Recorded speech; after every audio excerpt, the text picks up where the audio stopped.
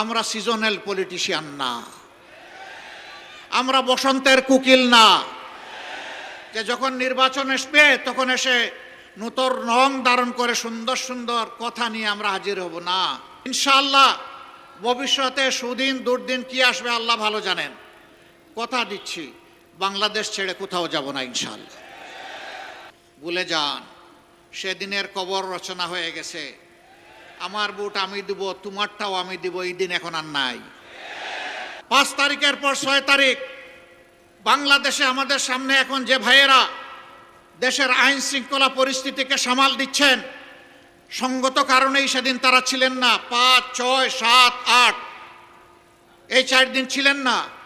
6 তারিখ সকাল থেকে সমস্ত কর্মীদেরকে আমরা নামিয়ে দিয়েছিলাম, যাও এবার জনগণের হয়ে পাহারাদারের দায়িত্ব পালন করো।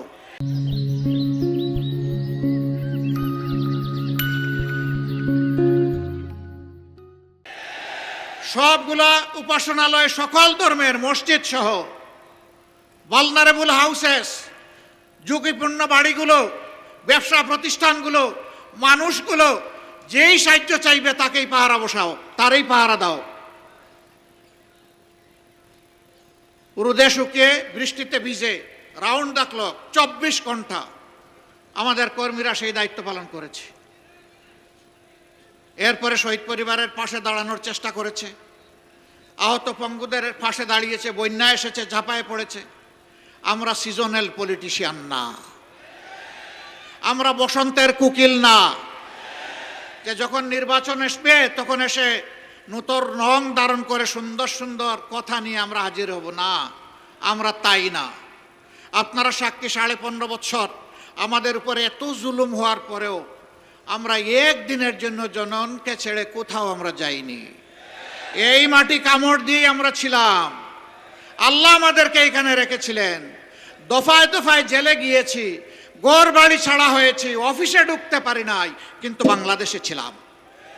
আলহামদুলিল্লাহ, এখনো আল্লাহ রেখেছেন। ইনশাআল্লাহ ভবিষ্যতে সুদিন দুর্দিন কি আসবে আল্লাহ ভালো জানেন। কথা দিচ্ছি, বাংলাদেশ ছেড়ে কোথাও যাব না ইনশাআল্লাহ।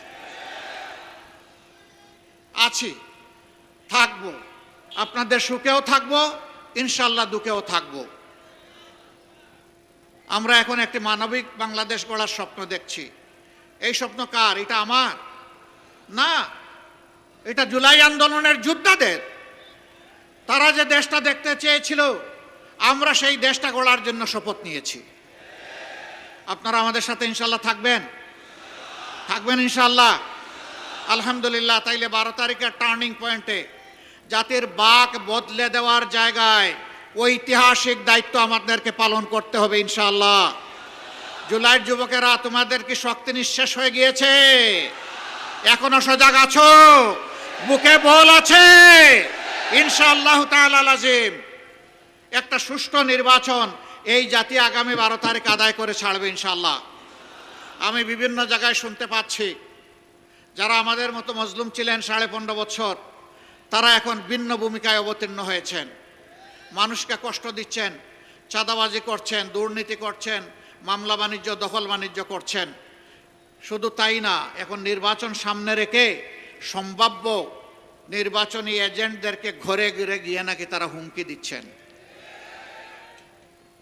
ভুলে যান, সেদিনের কবর রচনা হয়ে গেছে।